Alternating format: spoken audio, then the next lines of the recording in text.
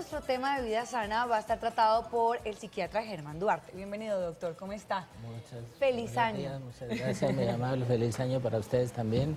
Espero que le hayan pasado muy contentos en Navidad y Año Nuevo. ¿Y cómo le fue a usted, doctor? ¿Estuvo compartiendo con su familia, viajó, se quedó en casa? No, estuve compartiendo con la familia, viajamos, estuvimos contentos, descansando un rato y volviendo otra vez a coger el asadón. ¿Y si hay tradición todavía de las uvas, de pedir por todos esos deseos, por esos sueños, propósitos? Claro, sí, siempre el 31 de diciembre se preparan las uvas, los deseos, etcétera, etcétera, toda la tradición de siempre.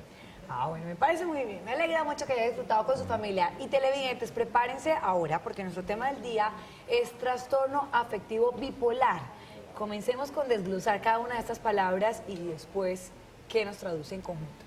Bueno, el trastorno afectivo bipolar pues es una enfermedad del sistema nervioso y la nueva clasificación de enfermedades mentales lo trae como trastorno porque hay una distorsión de las emociones. Anteriormente se llamaba psicosis maníaco-depresiva, pero hoy día se llama trastorno y se llama afectivo porque realmente lo que se altera en la persona es el afecto.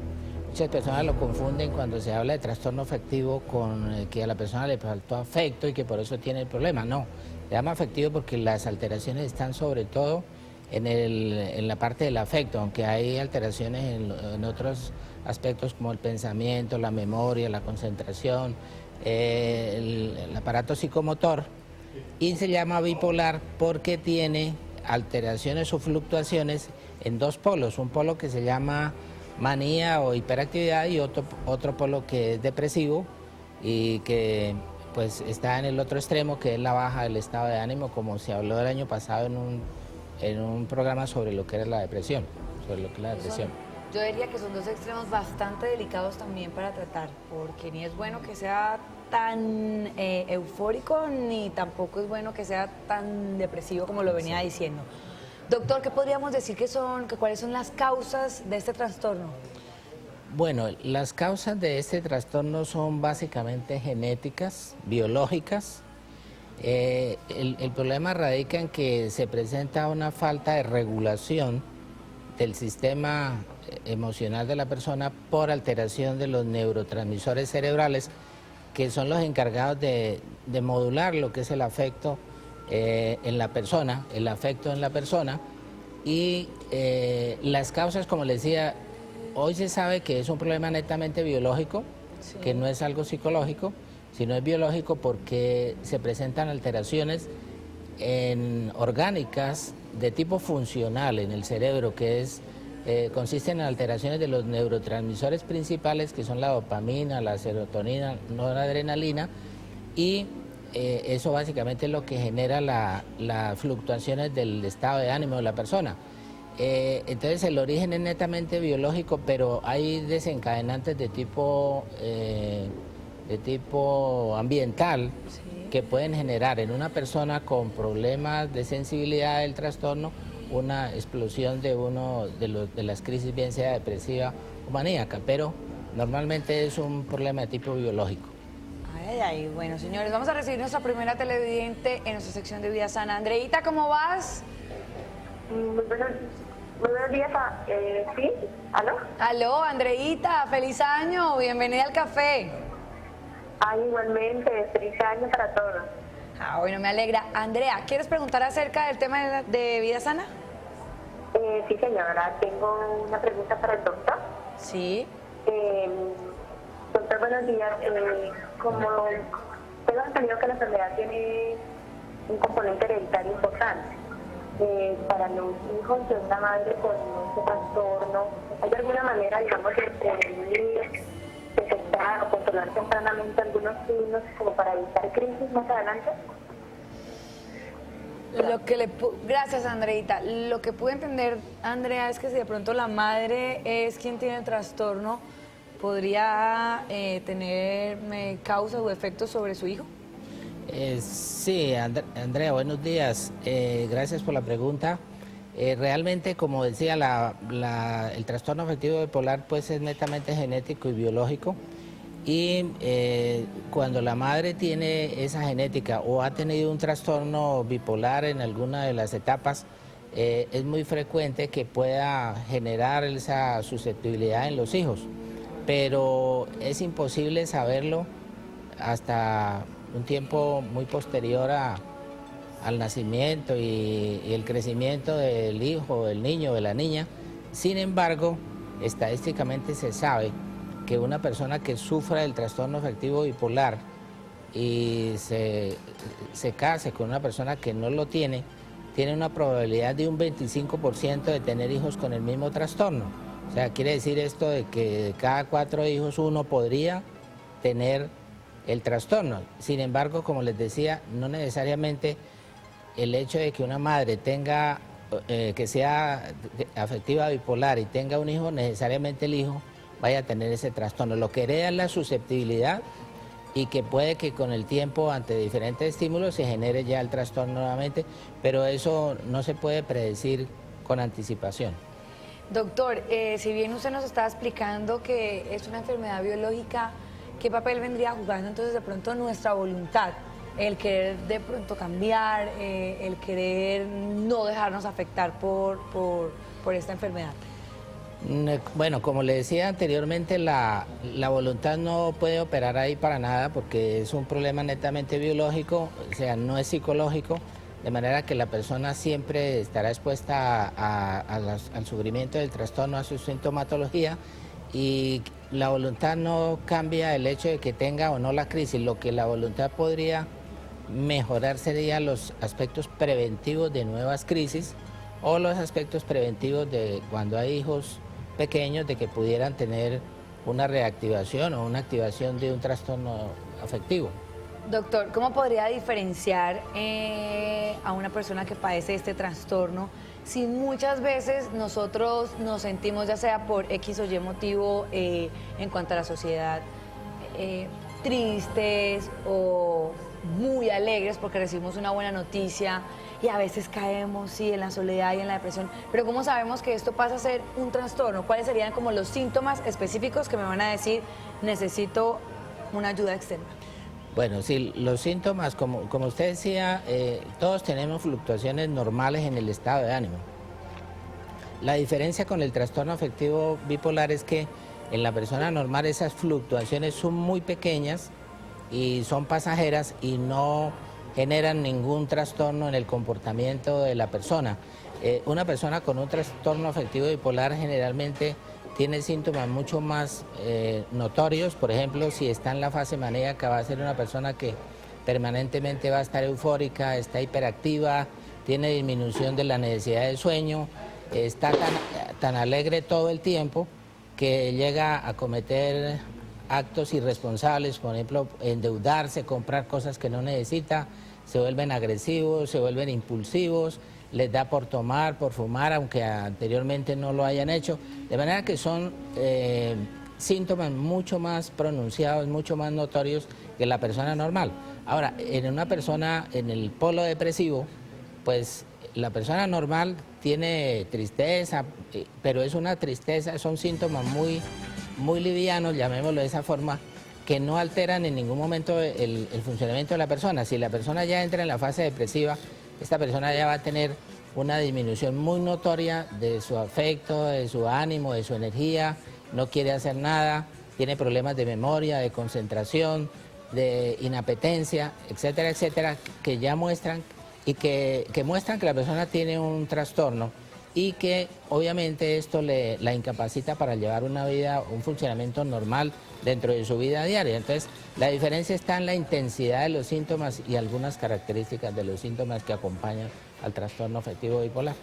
O sea que con mucha lupa, señores, también padres de familia, para que estén pendientes de los hijos que son quienes últimamente todo el tiempo están que no, que tristes, que felices, que me dejó, que mejor dicho, de todo. Así que padres de familia, a tener en cuenta todo esto que estamos hablando en nuestro programa. Vamos a comenzar recibiendo televidentes de diferentes ciudades del país y me alegra recibir desde Barranquilla a Luifer, la puerta de oro de Colombia. ¿Cómo está, Luifer? Bienvenido.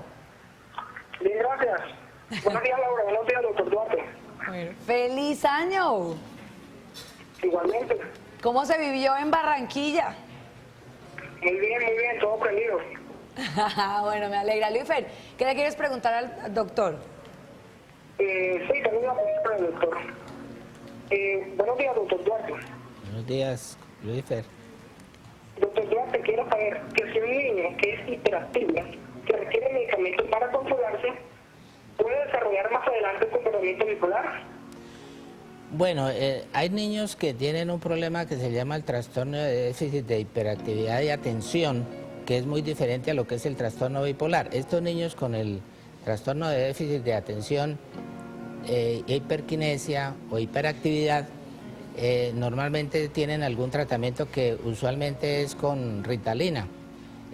Sin embargo, ese es un problema diferente y el hecho de que un niño que realmente tenga ese trastorno reciba ese tratamiento no tiene nada que ver con que en el futuro vaya a desarrollar un trastorno afectivo bipolar.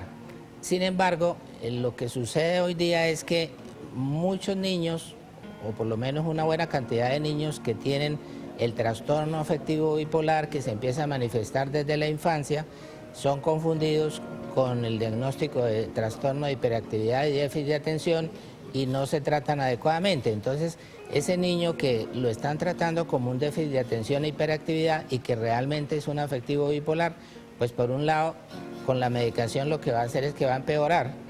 La medicación para el trastorno de déficit de atención va a empeorar y seguramente, o no seguramente, va a tener con seguridad todos los síntomas progresivamente de lo que es el trastorno afectivo bipolar y obviamente va a necesitar un tratamiento pero diferente al del trastorno de déficit de atención, de manera que son dos patologías diferentes que tratan de confundirse y pueden ser diagnosticadas inadecuadamente y también tratadas inadecuadamente. Doctor, ya me nombró entonces 2 tipos de trastornos. ¿Habrían más? ¿Cuántos tipos hay? Bueno, de trastornos afectivos hay 3 tipos, pero digamos los más conocidos, y algunos autores describen más de 3, pero los más conocidos son el trastorno afectivo bipolar tipo 1, que digamos es el más complejo, el más problemático, el que tiene sintomatología más notoria y más delicada, y es el que tiene unas fluctuaciones mucho más grandes en el estado de ánimo que pueden llegar a la manía por un lado o a la depresión por el otro lado y en las etapas depresivas pues puede haber incluso intentos de suicidio o suicidio.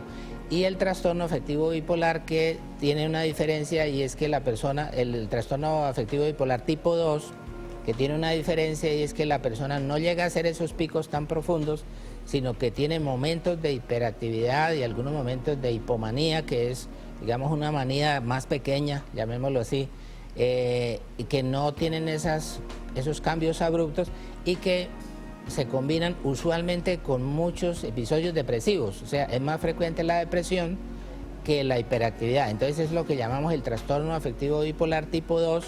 En el trastorno afectivo bipolar tipo 1 generalmente la persona puede entrar a presentar síntomas de psicosis, síntomas de alteraciones mentales, y en el 2 es muy poco probable, entonces trata de confundirse con una depresión simple, pero lo que los diferencia son la cantidad de los cambios que se presentan, la intensidad también de los cambios que se presentan tanto en el afecto, en la hiperactividad como en la depresión. Y obviamente se tratan un poco diferente.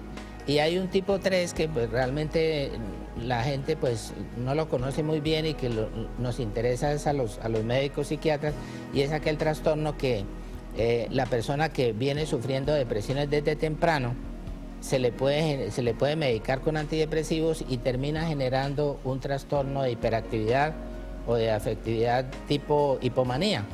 Entonces ahí se diagnostica el tipo 3.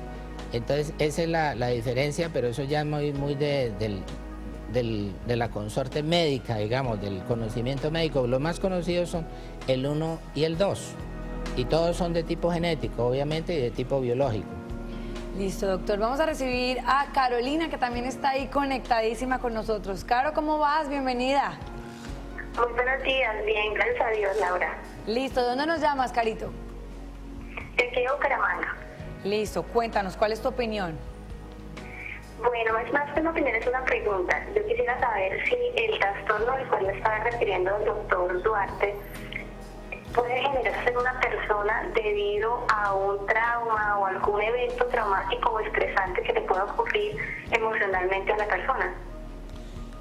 Sí, Carol, muy buena pregunta, y realmente al principio comentaba que el trastorno afectivo pues tiene una base genética biológica, pero que hay unos desencadenantes del medio ambiente. Entonces, hablando de eso que usted comenta, una alteración o un estrés o una situación conflictiva de la vida puede generar un trastorno afectivo bipolar, pero tiene que esa persona tener necesariamente una base genética, una herencia o una predisposición.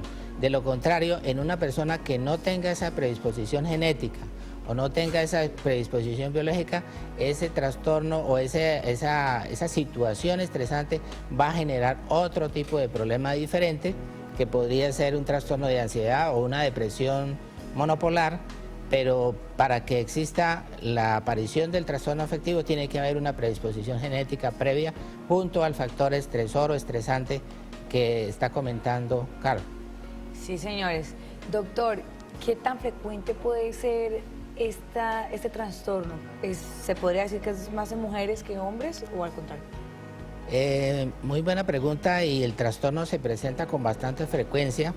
Se considera, según estudios, que la prevalencia hoy día está en un 6%, o sea, un 6% de la población sufre ese trastorno. Usualmente hay una proporción de mujeres a hombres de 2 a 1, es decir, de 2 mujeres que sufren el trastorno, un hombre lo puede sufrir. Sin embargo, en la medida que se ha venido avanzando en la psiquiatría y obviamente en la evolución, en los cambios culturales, etcétera, se está viendo que se acerca más la proporción entre hombres y mujeres a una igualdad. Digamos que puede estar entre 1.5 a 1, 1.5 para las mujeres y 1% para los hombres. Bueno, perfecto. Doctor, últimas recomendaciones ya para finalizar nuestro tema del día. ¿Qué les podemos decir a nuestros televidentes? Bueno, una recomendación importante es que quienes ya tienen el trastorno, primero que nada, consulten y se hagan un tratamiento, y dentro de esto es necesario que la persona tenga un estilo de vida muy sano, saludable, que no fume, que no tome, que no trasnoche, que no consuma sustancias psicoactivas ni estimulantes. Incluso están contraindicados sustancias comunes y corrientes como la Coca-Cola, el café, el té, porque son estimulantes que pueden generar un disparo de la enfermedad.